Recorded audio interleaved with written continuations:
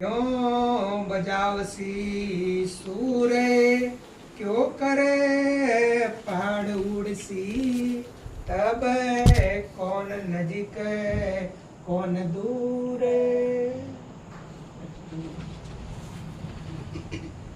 पोते नूह नबी के जादे पैगंबर सब दुनिया को खाए सी आजुज माजुज क्यों करे।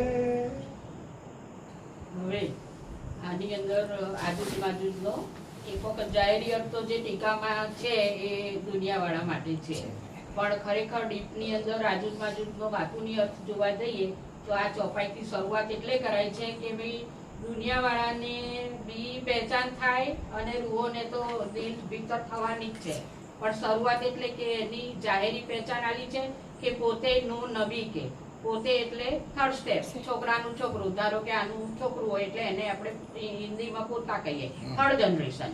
એટલા માટે એમ કે પહેલું મૂળ કોણ તો રાજજી, અને રાજજીથી અક્ષરબ્રહ્મ, ને અક્ષરબ્રહ્મથી ફરિશ્તા છે. એટલે પોતે કહી દીધું જાદે પેગંબર, એટલે જેટલા બી પેગંબર છે તે અક્ષરથી છે. એટલા માટે જાદે પેગંબર સબ દુનિયા કો ખાય સી આજુજ માજુજ ક્યો કર. તો આ આજુજ માજુજ એમ કે જો પહેલા ખાલી જાહેરી વાંચું છું પછી વાતું કહું, બરોબર, કે જે છોકરાના છોકરા છે એના માટે પોતા કહી દીધું છે. નું નબી એટલે ખુદ રાજજી, અને પછી અક્ષરથી બધા પેગંબર એટલે પેગંબર. હવે દુનિયાને કે કેમ ખાશે, તો દુનિયાને એ કેવી રીતે ખતમ કરશે, તો જેવી રીતે અંધકારમાંથી પ્રકાશમાં આવે તો અંધકારનો નાશ થાય છે, એ રીતે આજુજ માજુજ જ્યારે જાહેર થશે તો અંધકાર એટલે અજ્ઞાનતા દૂર થશે અને જ્ઞાનનો સવાર થશે. એટલા માટે એમ કે છે કે આજુજ માજુજ એને ખાશે એટલે કે દૂર કરશે. હવે એનો વાતુની અર્થ જોવા જઈએ તો જ્યારે મૂળથી એમ કે ખેલ બનાવ્યો તો પહેલા અજાજીલ ફરિશ્તાને હુકમ કર્યો કે ભાઈ તું ખેલ બનાય, બરોબર. તો અજાજીલને જ્યારે એની અંદર હુકમથી ફરામોશી આપી તો અજાજીલ ફરિશ્તા છેક પાતાળથી લઈએ 14 તવક એની ઉપર અક્ષરબ્રહ્મની છેક સત સ્વરૂપ સુધી મૂળથી બધાને છેક સુધી ફરામોશી નાખી દેવામાં આવી, ત્યારે ખેલ ઊભો થયો. એટલે લૈલતુલ કદ્રની જે અંધકારની રાત્રિ કઈ છે એટલે કઈ કે ફરામોશી આપી, મૂળથી ફરામોશી આપી. આમ તો જોવા જઈએ તો શ્યામાજી સમજો કે અક્ષરબ્રહ્મને શ્યામાજીને અજાજીલને એટલા માટે કે એને પહેલો હુકમ થયો કે ભાઈ દુનિયાને તું બનાય કે મારી રૂહો આવવાની છે. તો આ બધું લીલા શેમાં થઈ તો લૈલતુલ કદ્રની રાત્રિમાં, એટલે કે ફરામોશીમાં, અજ્ઞાનતામાં ખેલ બનાવ્યો. હવે એની અંદર એવું કે છે કે 100 હાથનું કર્યું, તો આ જે ફરિશ્તાઓ છે એટલે 100 હાથનું એવું કહી દીધું સંખ્યાની અંદર, પણ ઘણા બધા એની કોમ તો આખી 4 લાખ છે, બરોબર. તો અજાજીલની અંદરમાં જે કઈ લીલા કરવા માટે ઉભા કરવામાં આયા તો એને અંધકારની લીલામાં એક પછી એક, આને ધારો કે બ્રહ્મા વિષ્ણુ બનાયા, બ્રહ્મા વિષ્ણુએ બીજાને બનાયા, એને બીજાના, એ રીતે એમ કે એને આજુજને 100 હાથનો, કેમ કારણ કે એને ફરામોશીની અંદર લીલા કરવાની છે, એટલે 100 તરીકા એટલે 100 તરફથી એને એમ કે લીલા કરવા માટે એને 100 હાથનો ગણાવવામાં આવ્યો. અને માજુજને એમ કે એક હાથનો કેમ કીધો છે તો ફરામોશીને દૂર કરવા માટે સૌથી પહેલા કોણ આવ્યું? જબરાઈલ આવ્યો, કુરાન લઈને આવ્યો જબરાઈલ. હવે જબરાઈલ આવ્યો તો ખરો, જોશનો ફરિશ્તો કહેવાય, પણ એની સાથે જાહેર ક્યારે થયું? 5મા દિવસે જ્યારે અસરાફીલ આવ્યો તો આ બેવની લીલા એમ કે સમૂહમાં જાહેર કર્યું, એટલે કે જાગૃતનું જ્ઞાન અને રાજીનો જોશ એ બેવે એમ કે ભેગા થઈને જે રૂહોને વાણી ઉતારી, એના ભેદ ખોલ્યા, મારફતના કર્યા, જે કઈ લીલા સાગરોની કે બધી દિલની મહાકરણ સમજાવ્યું, એ બધું દિલ ભીતર સમજાવ્યું ખરું.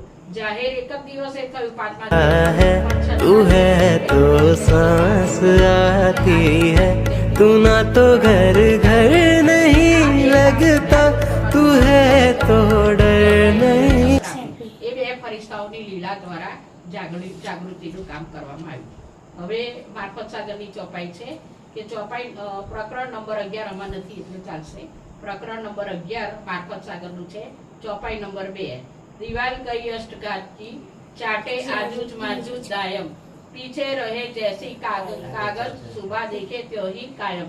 તો હવે વિચાર એ થયો કે દિવાલ અષ્ટઘાતની કીધી તો દુનિયાની અંદર અગર રૂહો આવી હોય તો અહીંથી જવું પડત, પણ એ મૂળ તંતો પરાતમ તો થઈ બેઠી છે. અગર પરાતમના એનાથી બાતુની તમે ભેદ જુઓ તો એના માટે તો કોઈ દિવાલ છે જ નહીં. એ તો રાજ્યના દિલ ભીતર લીલા જોઈ રહી છે. તો દિવાલ કઈ ગઈ? અમે સૌથી પહેલો સવાલ આ પૂછ્યો હતો કે કઈ દિવાલ? રૂહો માટે કોઈ દિવાલ નથી. એ તો એની સુરતા તો રાજ્યના દિલ ભીતર છે. તમે અહીંથી જાહેરી શબ્દ કહી દીધો કે નિરાકરણ, એના પેલા અષ્ટાવરણ આ ત્યાં, પણ એ આ જીવ માટે છે. પેલા માટે આજુજ માજુજ અગર તમે જાહેર કરો છો તો દુનિયાવાળાની વાત આખી અલગ થઈ ગઈ. રૂહોની અગર કેમ દિલની ભીતર તો દિવાલ કઈ અષ્ટઘાતથી, એટલે રાજ્યએ સ્વલીલાને સમજાવવા માટે, પોતાની અદ્વૈતની લીલા સમજાવવા માટે આઠો સાગરને દિલમાં લીધા. આ આઠો સાગરનું સુખ જો મૂળમાં તો છે, પરંતુ એની શુદ્ધ દિલમાં લઈ અને ફરામોશી વચ્ચે રાખી અને દિલ ભીતર રૂહોને દિલથી સુખ આપ્યું.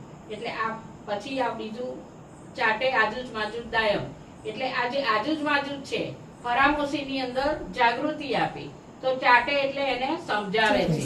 ભીતર રહીને રૂહ, રાજ્યની રૂહ ચેતન છે. એક એક પરાતનની અંદર જે રૂહ છે એ રાજ્યની છે, એ ચેતન છે. એટલે એ પેલી જે દિવાલ કરેલી છે અષ્ટ એટલે 8 સાગરોની, એ ચાટે છે એટલે મતલબ એને સમજાવે છે. પીછે રહે કાગજ જેસી કાગજ, એટલે હવે જબરાઈલ એવું કે છે કે હું તો એમ કે જોશથી પ્રોસેસ સમજાવવાનું કરું છું, તો પછી એમ કે કાગળ જેવી કરી નાખું છું સમજાઈને, પણ પાછી હું એને એમ જોઉં છું કે સુભા, એટલે કે પાછી હું ફરીથી જોઉં છું તો પાછી એટલી ને એટલી જાડી થઈ જાય છે. तू है तो दिल धड़कता है, तू है तो सांस आती है, तू ना तो घर घर नहीं लगता, तू है तो डर नहीं. ફરીથી જો તો પાછી કાગળ જેવી તો હું એ લોકોને સમજાઈને શું ખાલવામાં કરી નાખું છું, પાછી દિવાલ જાડી થઈ જાય છે. બરોબર? આમાં કઈ એ હોય તો કેજો, મેં તો લખ્યું છે. ઇન્શાઅલ્લાહ. હા, એ પાછી ચોપાઈ આવશે. આ પાછી કેવી રિપીટ થાય છે. ચોપાઈ નંબર 3, આજુજ માજુજ જુબ गिनती 4 लाख सब पी जासी दूनी पानी जो टूटे दीवाल न રહે લગાર. એટલે એમ કે આજુજ માજુજ છે એ બે જોડામાં છે. જેવી રીતે દિવસ ને રાત છે એવી રીતે આજુજ માજુજ છે. એટલે એક વખત ફરામોશી આપી તો જાગૃતિ છે, એટલે બે જોડામાં છે. એટલે આ લીલા કેવી કે અજાજીલને ભલે હુકમ કર્યો, પણ એ જગાડવાનું કામ તો જબરાઈલ ને અસરાફીલે કર્યું છે. એટલે જોડાની અંદર આ લીલા કેવી છે? જોડામાં છે. એટલે આ બધું જો પહેલા થઈ ગયું છે કે ભાઈ પહેલા સ્વલીલા, પોતાની લીલા સમજાવવા માટે રાજ્યએ ખેલ તો દિલમાં લીધો, અને એની નીચે એમ કે અસંખ્ય ફરિશ્તાઓને ઊભા કર્યા. શેના માટે? કે જે 4 લાખ કોમ ગણાય છે, તો પોતાની લીલા સમજાવવા માટે ભાઈ રૂહોને વચ્ચે ખેલ રાખવાનો છે ફરામસીનો, તે આ છે પેલું છે ને આમ એને ગૂંચવાઈ રાખવા માટે આ બધી 4 લાખ કોમ ઊભી કરી. એ ફરિશ્તાઓની લીલા માટે છે. 4 લાખ કોમ એમ કે બતાઈ છે એ બધી નીચે બ્રહ્માંડની જે રચના કરી છે, અલગ અલગ ફરિશ્તાઓ અલગ અલગ જગ્યાએ આયા છે. તો એમ કે છે કે સબ પી જાશે પાણી, એટલે એ ફરિશ્તાઓ શું કામ કરે છે કે અંધકારમાં જ રાખે છે, દુનિયાને આગળ જવા દેતી નથી. પોતાના સ્વરૂપમાં બહુ હોય તો ધારો કે કોઈ દેવી દેવતાની ભક્તિ કરે તો એ પોતાના સ્વરૂપમાં છુપાઈ દે, એને આગળ નહીં જવા દે. કોઈ બી તમે જુઓ, ત્રિદેવા જુઓ કે કોઈ બી મહાવિષ્ણુથી આગળ કોઈ જઈ ના શકે. કેમ? કારણ કે એ લોકોની લીલા જેવી છે.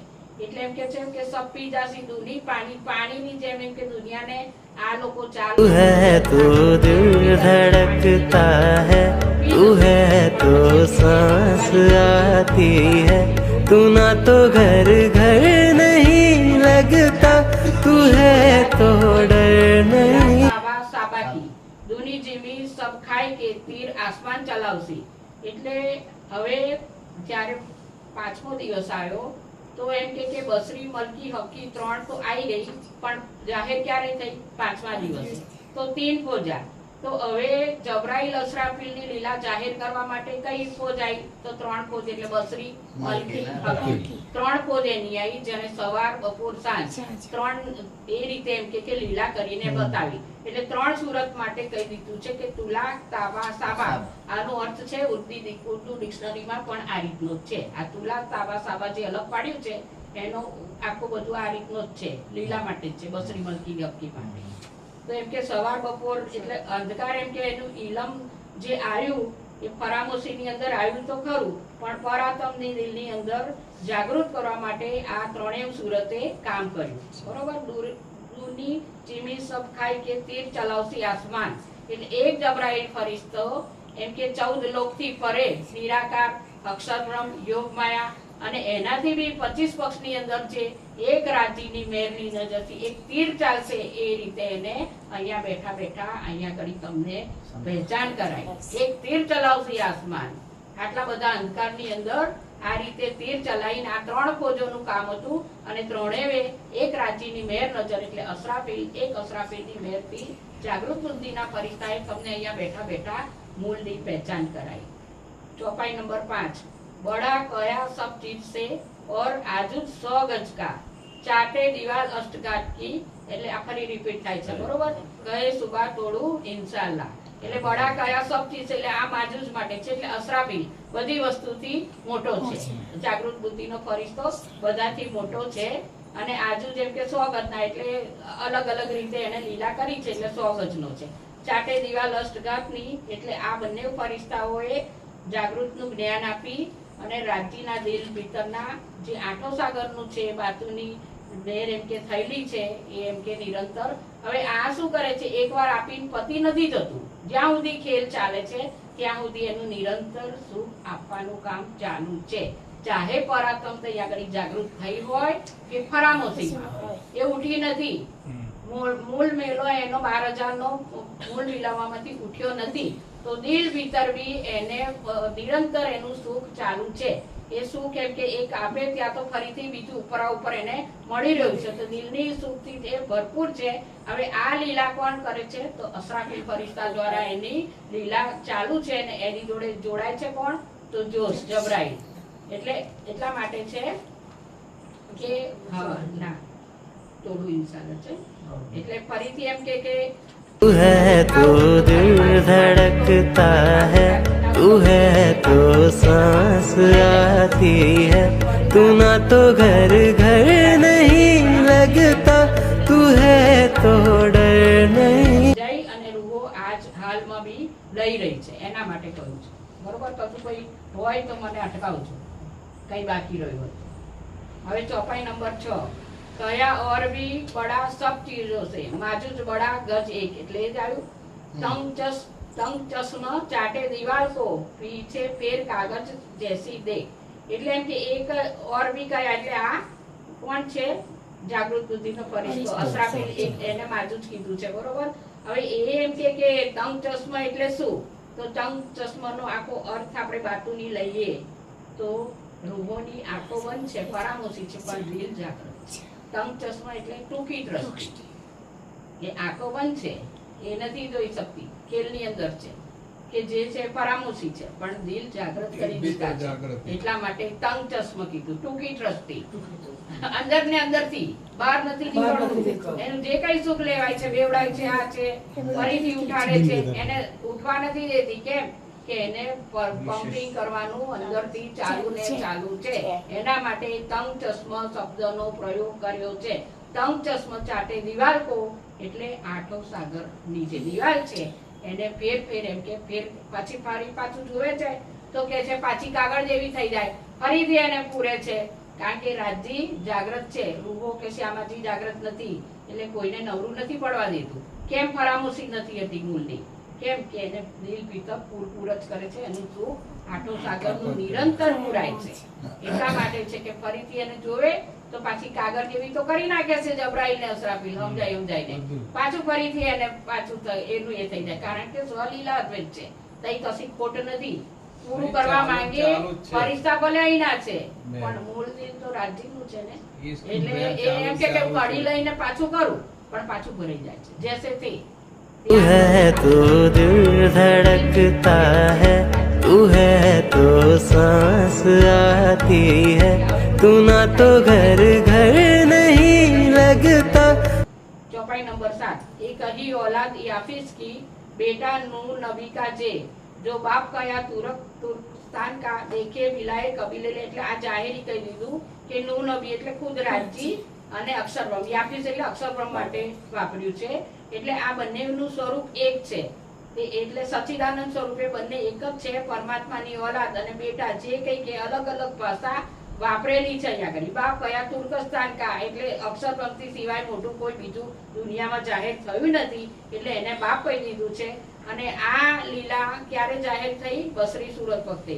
બાપ કયા, આ બધા શબ્દો ક્યાં છે? કુરાનની અંદર છે. બસરી સુરતની લીલા સમજીએ તો એની અંદર છે જબરાઈલ 90,000 અરબ લાયો, બસરી સુરતે કામ કર્યું, અક્ષરે 90,000 પહેલા અક્ષરબ્રહ્મને દિલમાં ઉપજાયા. અને આ બધી લીલા જ્યારે બસરી સુરત આવી ત્યારે આ લીલા જાહેર થઈ. એટલા માટે આ શબ્દ, આ પ્રમાણ ક્યાંનું છે? કુરાનનું. કે બાપ કયા બધા એને કેવું કે એક્ઝામ્પલ આપ્યા હતા. પણ છે શું? યાફીસ એટલે કોણ? અક્ષરબ્રહ્મ. નું નબી કોણ? તો રાજજી. અલગ અલગ શબ્દથી એને ભાષાથી, કારણ કે પરમાત્માની પહેચાન કોઈને હતી નહીં તે વખતે. ચોપાઈ નંબર 8. ઇન્શાઅલ્લાહ જોલો ના કહે તોલો તોડ ન શકે દીવાલ, ઇન્શાઅલ્લાહ કેસી આખીર તબ તૂટસી કા નિશાળ. એટલે રાજીનો હુકમ એમ કે છે કે જ્યાં સુધી ખુદા ખુદ ના ઈચ્છે ત્યાં સુધી બાતુની દિવાલ આંટો સાગરની તોડી ના શકાય. મતલબ કે એને સમજી શકાય નહીં. રાજીનો હુકમ થાય તો સમજી શકાય. બીજી રીતે એમ અર્થ કરીએ તો હુકમે ફેંક લિયા રૂહોગા, હુકમે ફેંક લિયા રૂહલ્લા. પણ જ્યાં સુધી આ હુકમ બી જે મેં ખુદી એની નહીં મિટાવે ત્યાં સુધી એને મારફતનું સુખ નહીં લઈ શકે.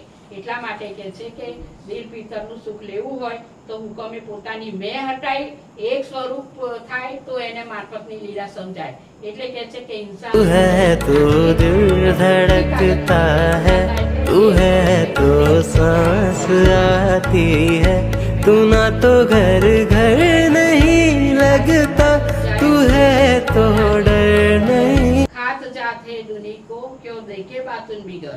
એટલે એમ કે જો જ્યાં સુધી બાતુની લીલા તમને નહીં સમજાય તમારી ત્યાં સુધી તમે એમ કે જાહેરી માયનામાં પડશો તો આનો મૂળ અર્થ એમ કે